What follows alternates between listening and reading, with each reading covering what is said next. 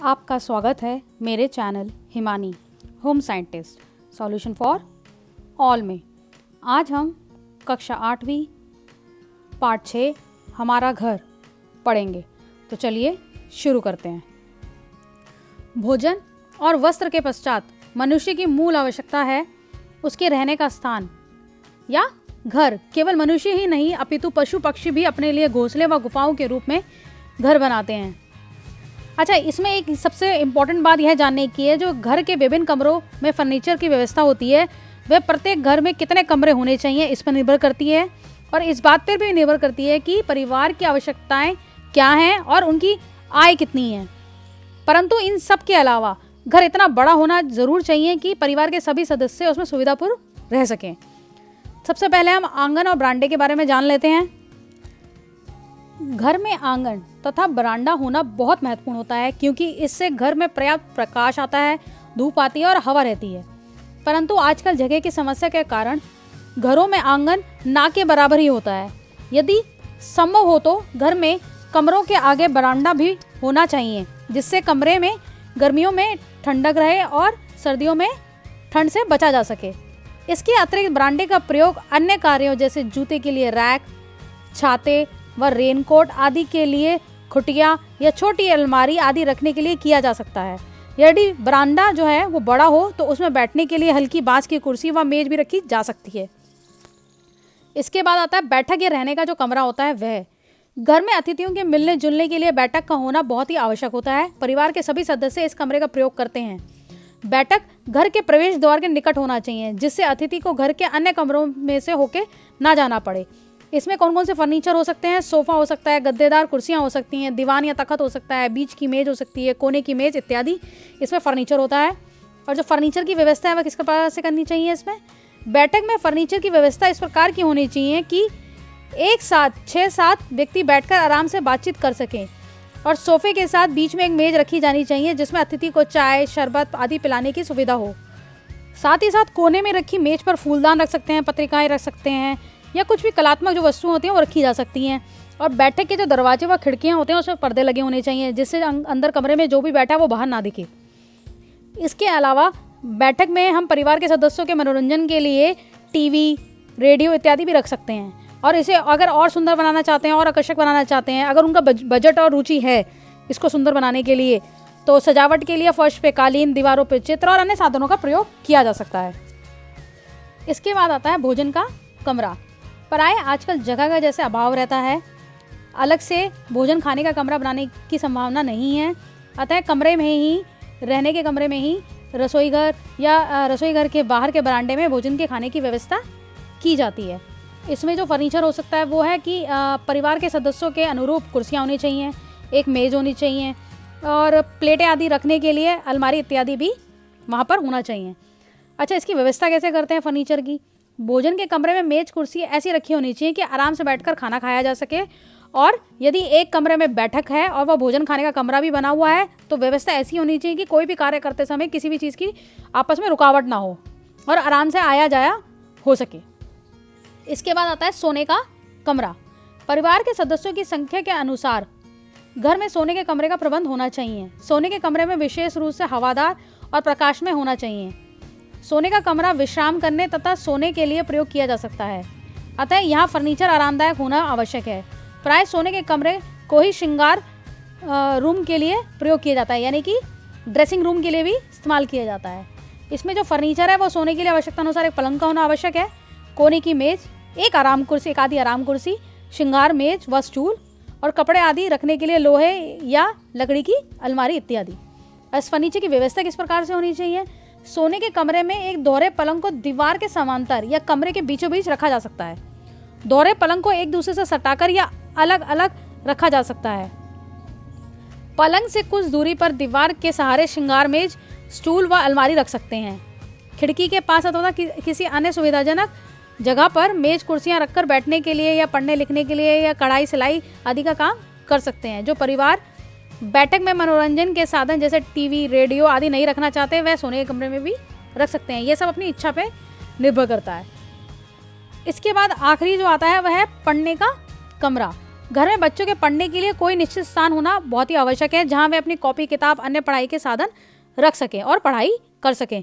जगह के अभाव में यदि पढ़ने के लिए अलग कमरा ना हो सके तो सुविधा अनुसार किसी भी कमरे के एक कोने में पढ़ने के लिए उसे पढ़ने का कमरा बनाया जा सकता है।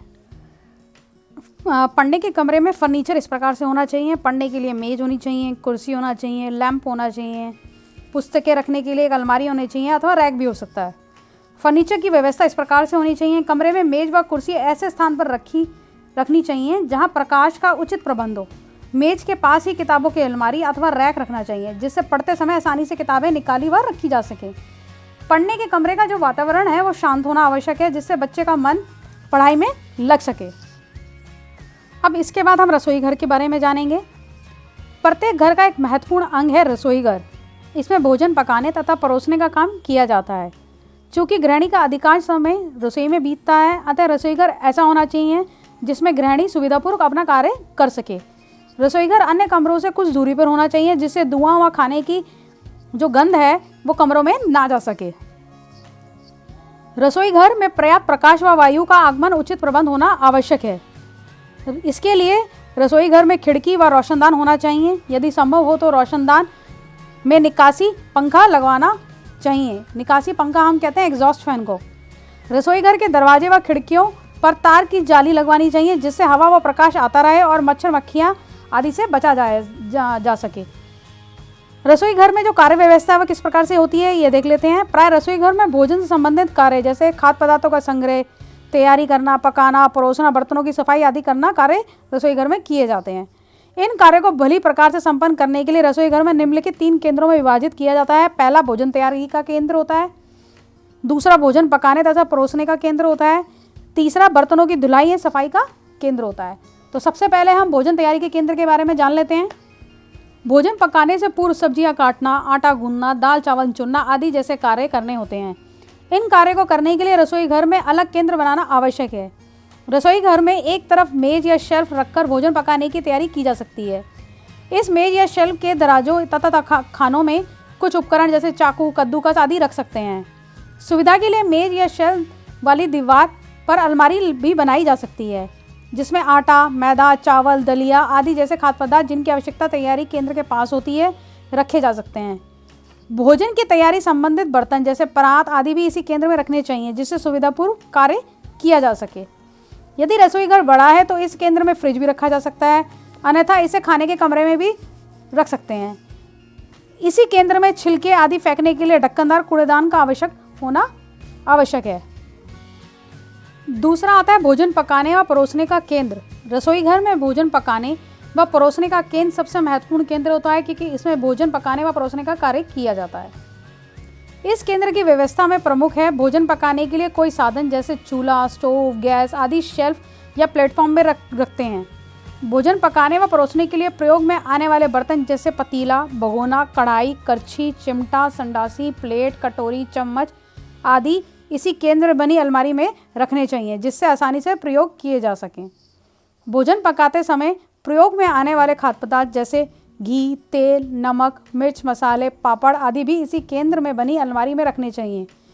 भोजन पकाने के पश्चात परोसने का काम भी इसी केंद्र में किया जाता है। इसके बाद आता है बर्तनों की धुलाई या सफाई के केंद्र। रसोई घर की कार्य व्यवस्था में तीसरा मुख्य केंद्र है बर्तनों की धुलाई या सफाई का केंद्र।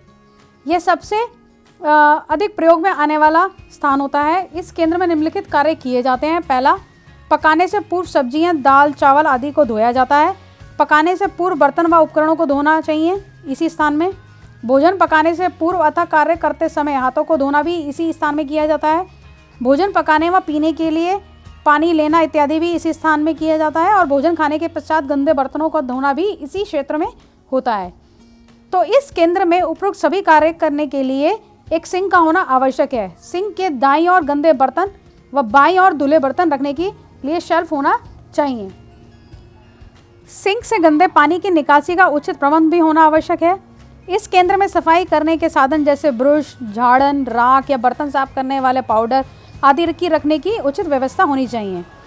इसके बाद आता है घर की देखरेख। घर को साफ सुथरा रखना उतना ही आवश्यक है जितना कि उसमें सामान को भली भांति सजाना। घर में कितनी भी सुंदर व बहुमूल्य वस्तुएं क्यों ना हो, जब तक उनकी झाड़न पोछन की ना की जाए देखने में अच्छी नहीं लगती। ऐसे में कमरे में बैठकर काम करने को भी मन नहीं करता। इसके अतिरिक्त परिवार के स्वास्थ्य पर भी बुरा प्रभाव पड़ने की संभावना होती है अगर कमरा सही से साफ सफाई ना की जाए कमरे की। अतः रोगों से बचने के लिए और घर को शोभावान बनाने के लिए घर की सफाई करना बहुत ही आवश्यक है। घर की सफाई हम 3 प्रकार से कर सकते हैं, दैनिक सफाई, साप्ताहिक सफाई और वार्षिक सफाई। तो हम इन तीनों को एक बार डिटेल में जानेंगे। दैनिक सफाई। दैनिक सफाई से अभिप्राय प्रतिदिन की सफाई से है, जैसे वस्तुओं से ऊपरी धूल दूर करना, झाड़ू पोछा लगाना और प्रतिदिन के प्रयोग की वस्तुओं को निश्चित स्थान पर रखना। दैनिक सफाई करने के मुख्य 2 कारण हैं। पहला, गंदी वस्तुओं को साफ करने की अपेक्षा वस्तुओं को साफ रखना अधिक आसान होता है। दूसरा, जब वस्तुएं गंदी हो जाती हैं तो उनको साफ करने में परिश्रम बहुत समय अधिक लगता है तथा वस्तु का जीवन भी कम होता है।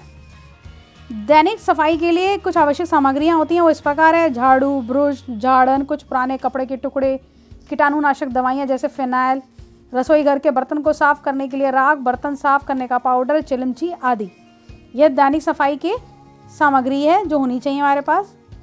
इसके बाद दैनिक सफाई किस प्रकार से करते हैं हम सभी जानते हैं। सबसे पहले हमने खिड़कियां दरवाजे खोल लेते हैं जिससे स्वच्छ वायु जो है कमरे में आ सके। फिर सफाई का जितना भी सामान है सारे इकट्ठा कर लेते हैं। इसके पश्चात कमरे में झाड़ू लगा लेते हैं। फिर दीवारों को झाड़ लेते हैं हम।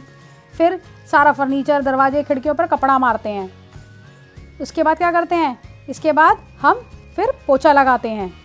और पोछा लगाने के बाद फिर क्या करते हैं, अपनी जो दरी बिछानी है वो दरी बिछाते हैं, या कोई पुष्प सजाने हो फूलदान में तो वो पुष्प सजाते हैं।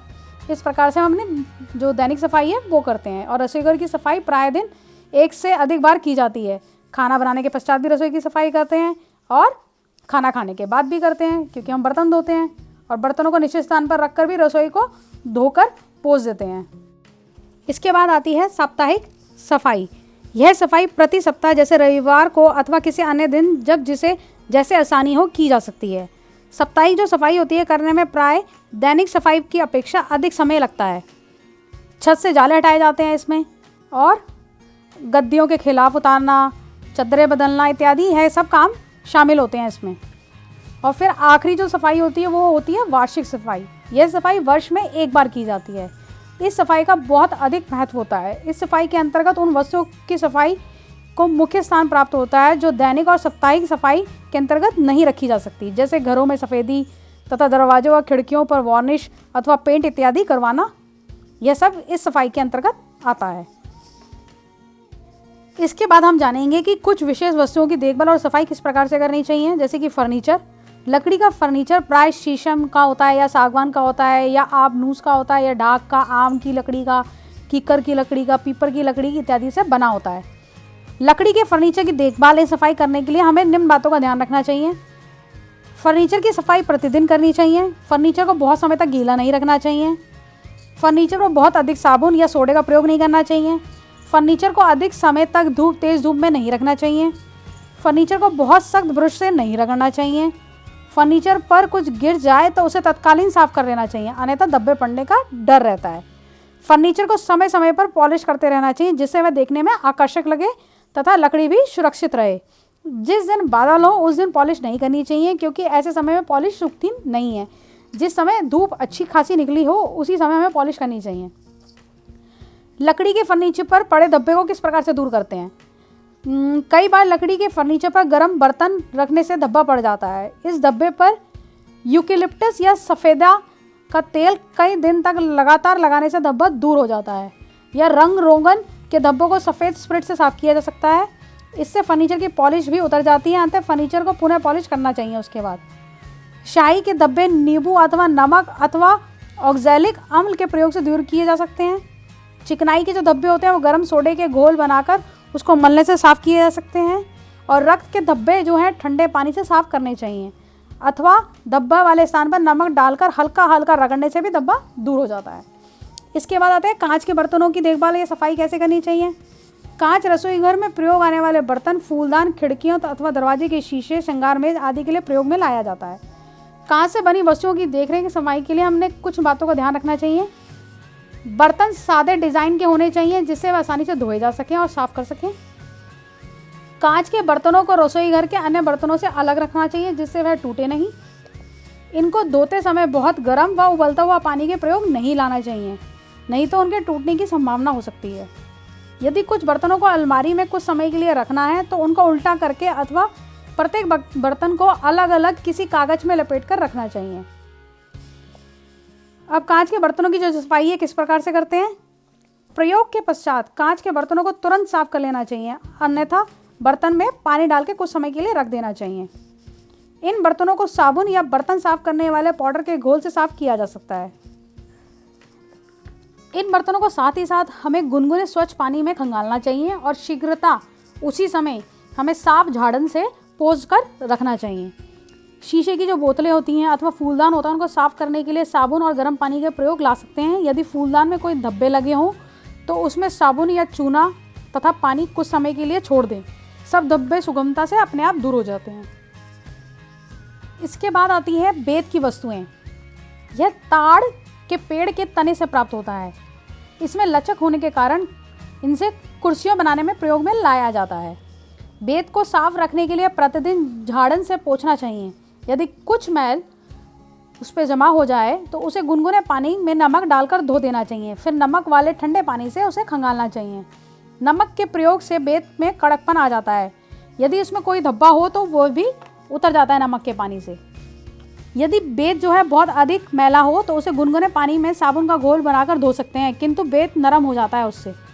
बेत को कसने के लिए उस पर उबलते हुए सोडे के पानी का कपड़ा फेर सकते हैं और थोड़ी देर के पश्चात पोंछकर खुली हवा में सुखा देना चाहिए।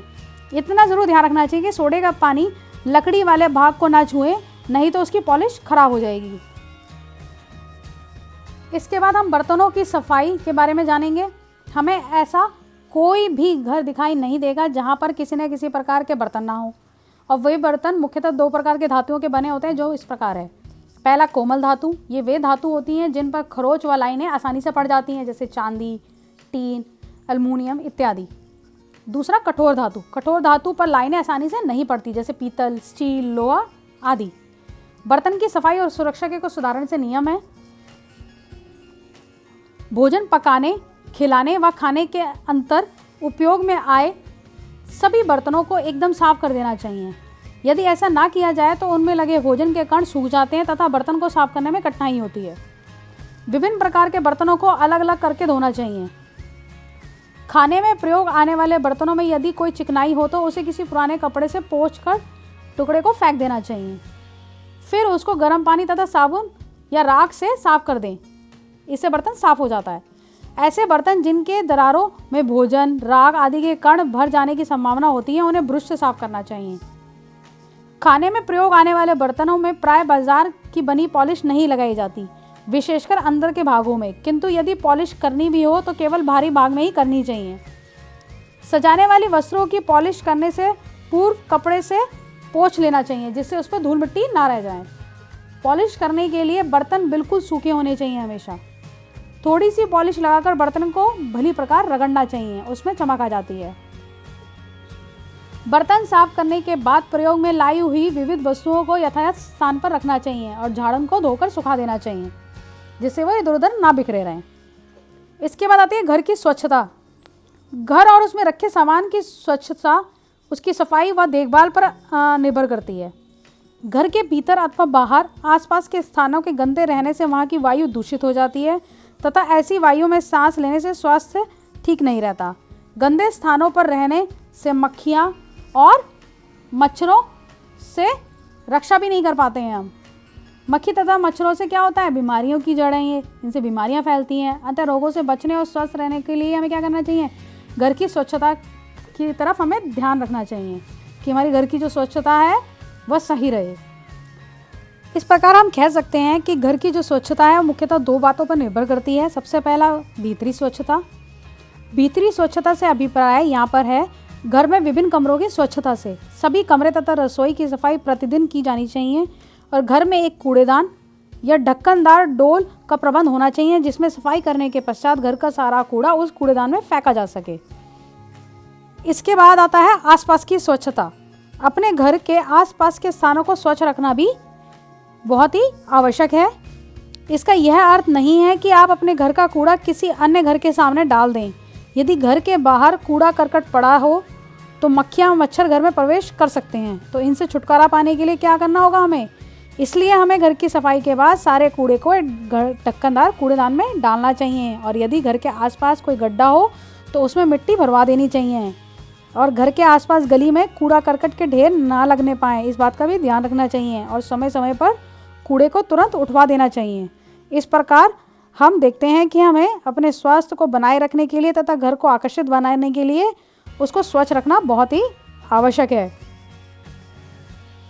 बस तो इसी के साथ यह पार्ट यहाँ पर समाप्त होता है। अगर आपको मेरा यह पार्ट पसंद आया हो तो मेरे channel Himani home scientist solution for all को लाइक एंड सब्सक्राइब करना मत भूलिए। Thank you.